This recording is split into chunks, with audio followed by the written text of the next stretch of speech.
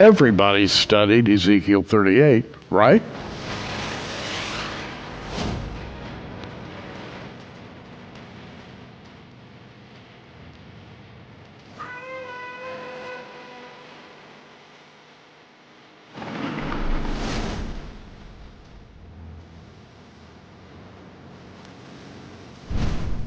Well, not so fast. You haven't studied it the way Bill Salus has. And he's with us here today. Bill, we're going to go into Ezekiel 38 and beyond, right? We are. Okay. And I'm excited about this, Gary. Well, we have a lot going on in the United States right now. A number of things that are disconcerting. We have a pandemic, and we have financial crunches of various kinds, and we have rioting in the streets, and yet, when you look at the Bible, what you really want to see is the thing that God has laid out so plainly, and that is a kind of a timeline concerning Israel. And so let's take up our discussion of Ezekiel 38 once again with the question, how do we get from right now where we are all the way to Ezekiel 38? Right, and that's really well prefaced the way you started that, because Ezekiel 38 is the real big marquee event on the end times calendar, because it's the event that God is going to supernaturally stop, not the Israeli Defense Forces or the American forces. And it's going to be known after that. Ezekiel 39:7 tells us the purpose. It says that God will make his holy name known in the midst of his people Israel. They shall not profane his name anymore, and he shall be known as the Holy One in Israel. So he has a plan for that event, and he's going to stop it himself, and he'll get the full credit. A lot of people are watching for this as possibly the next thing to happen on the prophetic timeline. I personally am not, because there's some prerequisite conditions in Ezekiel 38, verses 7 through 13, which tell us that Israel has to be not only regathered from the land into the nation of Israel, and it says in the latter years, which is one of the reasons we know this is a end times prophecy, but they must be living in unwalled villages, dwelling without walls, bars or gates, and dwelling securely, and they must be in receipt of great plunder and booty, because that's the motive on Russia's mind with its coalition of Russia, Turkey, Iran, as 9 members altogether that come to invade Israel for plunder and booty. Gary, I don't see Israel dwelling in those conditions just yet. They're not dwelling securely. They have the Arab enemies around them, namely Hezbollah's got 150,000 missiles, we think, some precision guided. Hamas is continuing to lob missiles in there. And there's other countries too. Syria's got chemical weapons. They're still at war with Israel. And these countries are not actually in Ezekiel 38. They are proxies of Iran, but they're not necessarily in Ezekiel 38. So I think something has to happen for Israel to dwell securely, take down the walls, eliminate the security checkpoints, the bars and gates. And I believe that's the stuff that's going to happen in the very near future that sets the stage, fulfills those prerequisites for Ezekiel 38. And those are the kinds of things that we can talk about in this program. Well, it would take, I think, some kind of a, let's call it a medium-sized war in Israel to stabilize Israel to the point that you find it in Ezekiel 38. In other words, right now there's a lot of scrapping going on. Hamas, Hezbollah is threatening. You have the walls. You have constant patrols. You've got occasional rockets, and the enemy is gathered around Israel. So what you're saying is all of this has to be stabilized, and Israel has to be dwelling safely. Right, because those walls that built around them are not because of Russia's outer ring of countries that don't even share common borders with Israel. They're because there's an inner ring of enemies that actually turn up in Psalm 83. We'll talk about that in a moment. Okay. That's why they're having the walls and concerns. So for instance, there's a wall to the north, it separates Lebanon, actually a couple of them, and Israel. There's a wall separating actually parts of Jordan from Israel. There's fences, along keeping the Palestinians out and the Hamas and stuff. Right. There's actually some fences down around the Sinai. Israel's probably one of the most fenced and fortified nations in the world, Middle East in general, but in the world. So something has to happen to take care of those enemies. And of course, those walls are the reason Hezbollah was building tunnels to get under them. Hamas was building tunnels and things like that. And if you listen to Hamas right now and Hezbollah, They are of the opinion that they themselves believe that they are destined to take all of Israel. In other words, there's no halfway measure for them. As far as they can see, Israel is theirs right now. Right, and this is, bring up Hamas for a minute. They have a charter. This is one of the reasons a two-state solution won't work. You got to get rid of the Hamas charter for one of them, which one of the tenets of the charter is Israel will exist until Islam can obliterate it. In other words, their goal is to obliterate Israel, not just to get some more land into their portfolio. Now, let's talk about the Persia-Elam axis. The fact that the Bible has a lot, and by the way, I think you've been right at the lead of talking about what the Bible says about Elam. And how does that fit into what we're talking about right now? Right. See, this is really important because Iran is in the news right now. They're the elephant in the room in the Middle East with their nuclear program, and they're building more nuclear facilities. Russia's helping them build a couple more reactors in that Elam area. The Elam area hugs the Persian Gulf. It's the western side of Iran. But you also have Persia, which is about 3/4 of modern-day Iran, if you look on a map, and Elam covers that section toward the Persian Gulf. There's the subject of dual prophecies. Persia's in Ezekiel 38, and it's quite clear. They're mentioned by name, Persia, and Iran was changed from the name of Persia in 1935 to Iran. So we're clear that they're involved in that latter-day prophecy.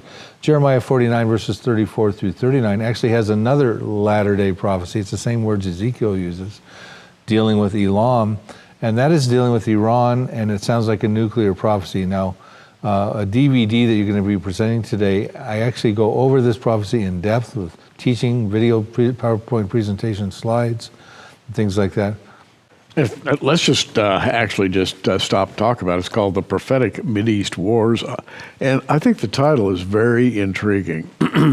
America plus Israel versus Russia plus Iran. And you've gone to great lengths in this DVD to take tiny details and put them all in a row. And by the way, we don't have time to talk about all the tiny details. You need to get the DVD. But this idea of yours is unique. I mean, I think you're the only one around talking about how do we get from right now to Ezekiel 38. I mean, nobody's ever approached it in quite that way. Well, it's interesting because we have a flurry of Bible prophecies dealing with Israel fighting wars with their neighbors. And Ezekiel 38 does not include those neighbors. There's no Hezbollah, Syria, Hamas and Philistia, Egypt, Jordan, and things like that in Ezekiel 38. There's several distinctions between those two prophecies. And one is there's share common borders. They're Arabs in Psalm 83. They share common borders with Israel. There's been Israel's notorious enemies. And they're coming to deprive Israel of the land of Israel. They want to take for themselves the pastures of God. That's entirely different than Ezekiel 38. But these prophecies have to be dealt with. The toppling of Jordan, this Elam prophecy, the destruction of Damascus in Isaiah 17. And I'd like to go there in a minute. Yes. But, and they won't happen in the tribulation period.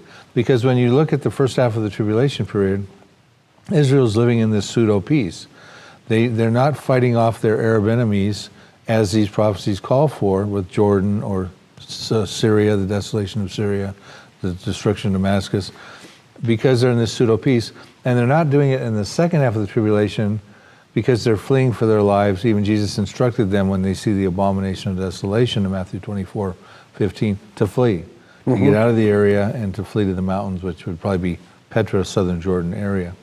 So we have to put these prophecies in alignment with where they're supposed to happen, and they haven't happened yet.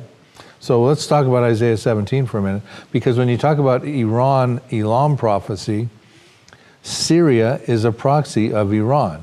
And if there's an attack on Iran, prior to Ezekiel 38, because Persia is mentioned in Ezekiel 38, but Elam is not, then it's wise to think that they're going to call on Hezbollah, Hamas, their proxy, Syria is their proxy, perhaps the Houthis, and even portions of Iraq now Iran has proxies inside of Iraq right now.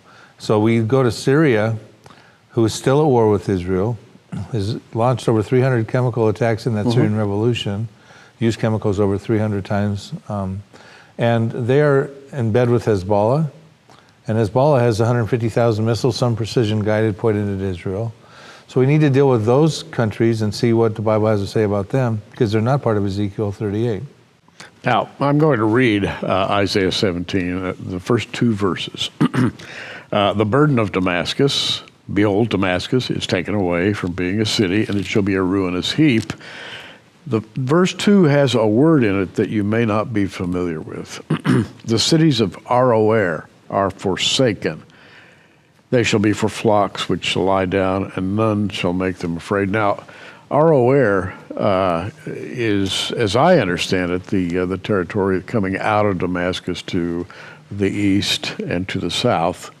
And I don't know the exact boundaries of it, but this is talking about something very large. That is to say, if Damascus is taken away from being a city and the cities of Aroer are forsaken, something big happens. Right, and it says that they'll be for flocks ultimately, doesn't it say in verse 2? Yeah. Caesar.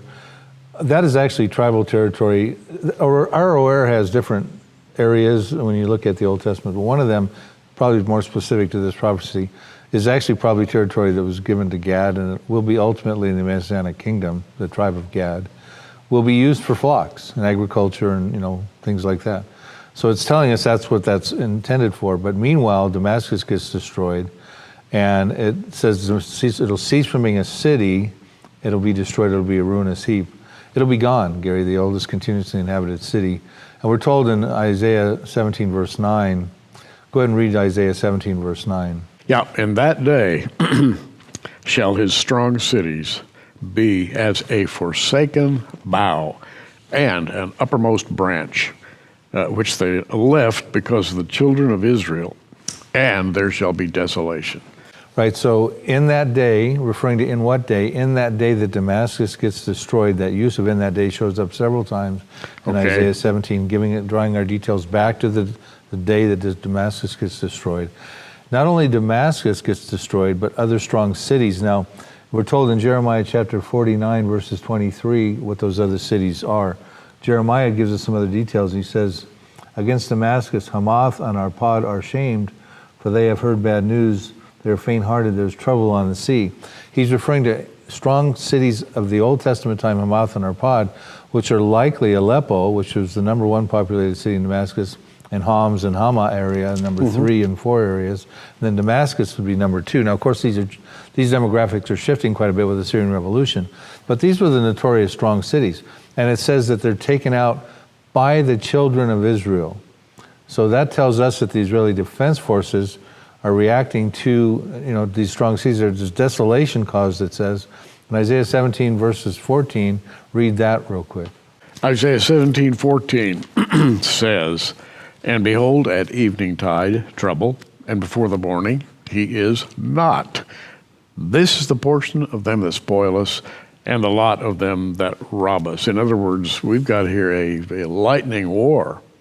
Right, and the ones who are being plundered and robbed are referring to Israel. In other words, they're the ones that are creating the desolation because of self-defense. So it says one night you see Damascus, and the next morning you don't see it anymore. It's now been reduced to rubble. It's a ruinous heap. It sounds atomic. Well, I have to say it. It could be a strategic nuclear weapon that takes out a whole city, launched at just the right burst altitude, not to contaminate the whole area. Israel, I'm sure, is aware of how to do that. It does sound nuclear. But what's really important that a lot of people don't cover is Isaiah 17, verses 4 through 6. Israel seems to take a severe hit, Gary, if you want to read that, and then I'll kind of analyze it. And in that day, by the way, which is that word, that phrase that Bill was talking about, and in that day it shall come to pass the glory of Jacob shall be made thin, and the fatness of his flesh shall wax thin. And it shall be as when the husbandman gathereth the corn, reapeth the ears with his arm, and it shall be as he that gathereth ears in the valley of Rephaim, and gleaning grapes shall be left in it. Now, the valley of Rephaim in north-central Israel and territory extending to the north, as I understand it. Right. Read verses 6 also, because this is where it gets real important. And gleaning grapes shall be left in it as the shaking of an olive tree. 2 or 3 berries at the top of the uppermost bough, 4 or 5 in the outermost fruitful branches thereof, saith the Lord God of Israel. So some little something will be left. What does that mean? Yeah, so the imagery that we're told about in that day is not good for Israel. His glory will fade, his flesh will become lean. These are evidences of them taking a severe hit in this war. And it goes on talking about, when you talk about the olive tree, the olive tree is found quite a bit all over Israel. And the smaller fruit-bearing aspects of it can have up to 500,000 olives on them. They can grow up as tall as 50 feet. So you take the image, and I do this on the DVD, I take a map of Israel and I put the olive tree on it and plant it over the top of it. And the northern part of the olive tree is northern Israel, right? It takes a shaking. And you have about 2 or 3 olives on the top and 4 or 5 on the fruitful boughs. And I asked the question, what happened to the other, 490,000 olives? How bad is this going to get? Is this why Jacob's, waxes lean? And my concern is Israel is going to take a hit in this war. You have a situation right now where there's an article, we talked about this in the last program, that talks about the Gaza, the Hamas, this was in the Press TV on May 13, 2019, and the Hezbollah can each lob 1,000 missiles a day into Israel. Israel will not be able to withstand that, and some of those Hezbollah weapons are precision-guided missiles. And Syria is a proxy with these guys, and they've got chemical weapons. Can you imagine if weapons are coming at a rate that the Iron Dome can't stop, maybe 2,000 a day, Iron Dome can't stop them all, they hit Tel Aviv. Right. Chemical weapons come in on some of these, perhaps from Syria. It's a prison rules fight, and Israel is necessitated in destroying Damascus to make a statement. Verse 7 intrigues me because it speaks of Israel this way. At that day shall a man look to his Maker, and his eyes shall have respect to the Holy One of Israel. That's Israel. It's emphatic about how big a battle this really is. I mean, it's going to cause people a great pause. In other words, Israel is going to say, God, where are you? Why have you forsaken us? Yep. That's a tough time. Right, and then you get into a position, well, what does that cause an issue with? Because then you get into the thing, well, what about Amman, Jordan? What about Cairo? What about Beirut? What about Mecca? Well, some of these other Arab countries are going to start to go, wow, look at Israel, it's wounded, and they just took out a major Arab city. Maybe our cities are next. Maybe this is the time they all assemble together for Psalm 83, and we find out in Jeremiah chapter 49 that actually Amman, Jordan gets desolated by the children of Israel. It says there's a sound of alarm of war and Rabbah of the Ammonites, and it shall be a desolate mound. That's not too far away from Damascus. Yeah. And it says, and Israel will take possession of his inheritance. So, Gary, these things are not part of Ezekiel 38, and I think they're coming real soon. And Bill has, as I've said many times, conducted a very detailed study of the verses we're talking about today. And we have a very limited time to discuss them. We're talking about Isaiah 17. And in verse 10, there's a little accusation here against, because thou hast forgotten the God of thy salvation and hast not been mindful of the rock of thy strength. So this is a low point in Israel's future history. It absolutely is. And at this point, they're regathered in a condition of unbelief. They do not believe that Jesus Christ is the Messiah. And we know ultimately as a response to their victories of wars, because the Israeli Defense Forces, I point out in this DVD, exist in fulfillment of Bible prophecy, not for Ezekiel 38. Right. And they're not fighting in the tribulation, but for the purposes of these Arab-related wars. And we also find out when God stops Ezekiel 38, what the Jews do is they want to reinstate their Mosaic law. They want to start doing animal sacrifices and offerings. Again, that's part of the false covenant. And what happens is that's the way they respond to their re-empowerment of what's going to happen in the Middle East as Israel starts to expand territorially and things like that. They're not going to jump on the Jesus train. So they have forgotten, like I said, they're not mindful of their Maker with respects to the whole plan of salvation. Jesus, a Jew, coming and dying for the sins of the world. So the question we started with today, how do we get from right now to Ezekiel 38, is what we're pursuing. And Bill, I think Christians should pray for Israel as a daily exercise. Pray for the peace of Jerusalem. They shall prosper that love thee, it says in Scripture. And I think we really do need to pray for the peace of Jerusalem, because there are enemies there that want to totally obliterated. They don't want there to be an Israel at all. Excuse me. Well, Jeremiah tells us that in the Messianic kingdom, Jesus, the Messiah, will set his throne up in Jerusalem. So that's the good news. But you know what? Between now and then, Jerusalem's the subject of other prophecies. Zechariah chapter 12:2 talks about Jerusalem becoming a cup of trembling to all the surrounding nations when they try to lay siege on Judah and Jerusalem, or a cup of drunkenness or intoxication. Now, of course, Jerusalem has been an issue for quite some time since Israel been rebirthed into the land in 1948. But ultimately, there's going to be a climactic conclusion where they're trying to lay siege on it once and for all. And we find out in Zechariah 12 verses 6. Why don't you read? Here's what happens to those nations, and we're talking about the surrounding Arab nations, not talking about the Ezekiel 38 outer ring of countries or the world at large. Why don't you read 12:6 in Zechariah? I wish I had my Bible open to Zechariah. I got it here. You want me to Okay, read it go real quick? ahead.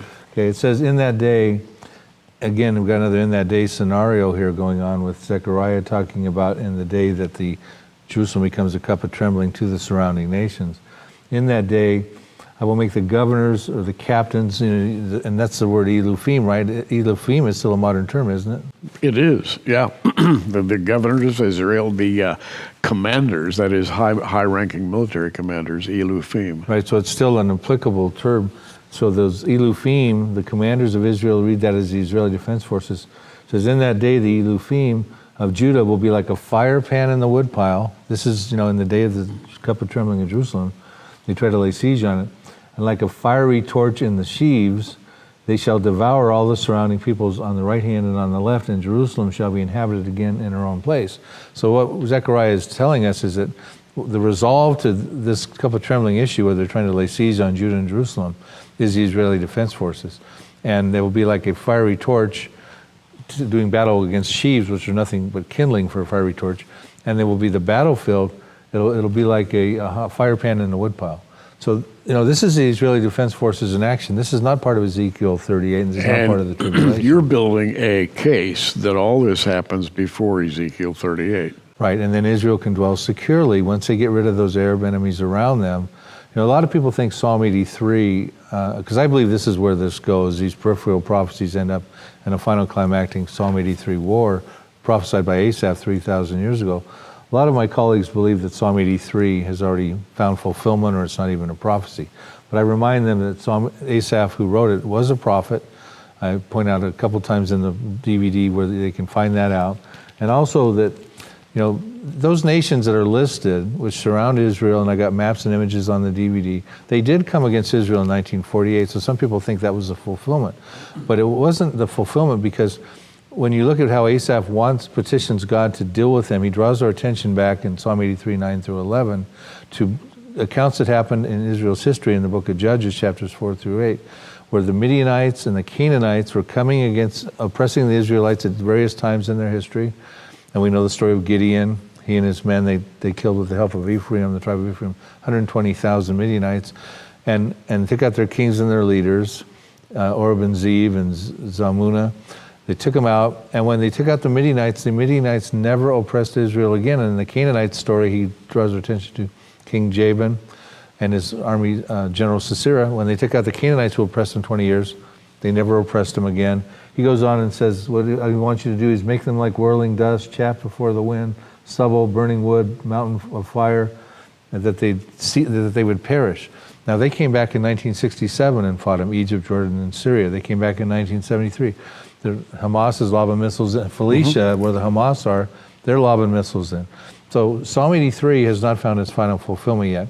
We saw, it's a prophecy in process. We saw it formulating in 1948.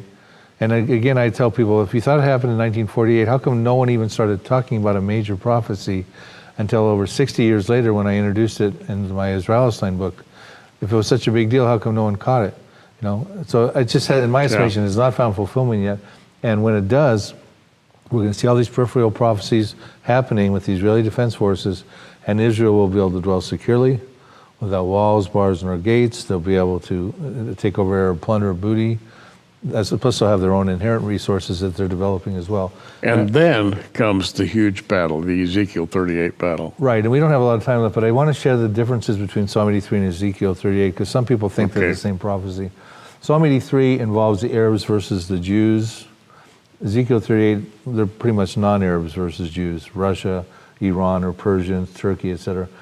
There's different enemies. There's an inner circle of countries that share common borders with Israel. In Psalm 83, there's an outer ring of countries that have never been Israel's enemies. Both these wars are predominantly Muslim-related, though.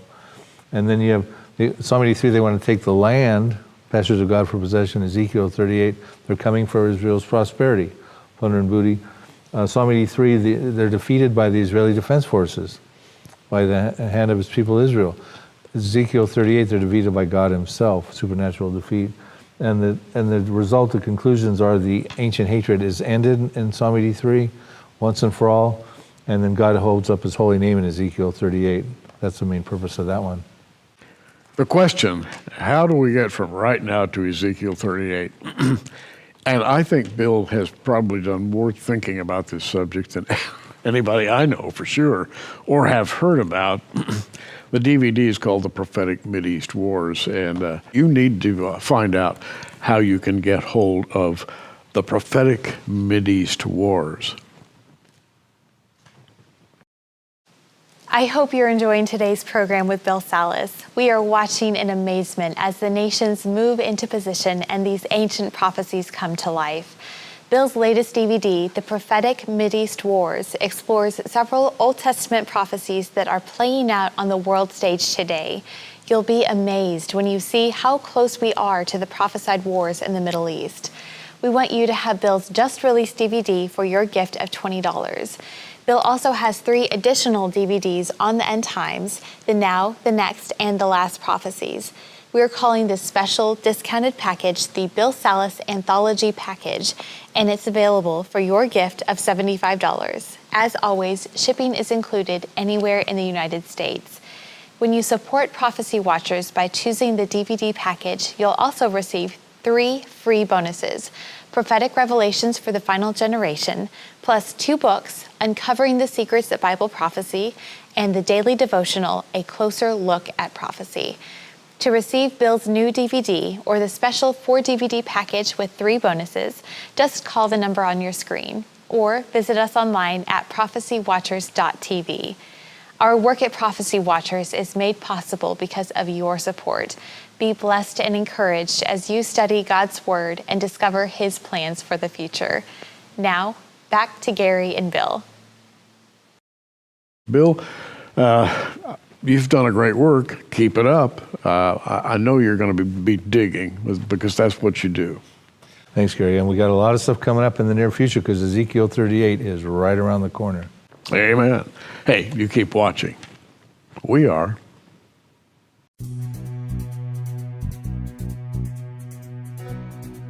Thanks for joining us on Prophecy Watchers. You can find us on the web at prophecywatchers.com, where you can sign up for our free email newsletter, or follow us at facebook.com/prophecywatchers. In the meantime, keep watching, everybody, and we'll see you soon.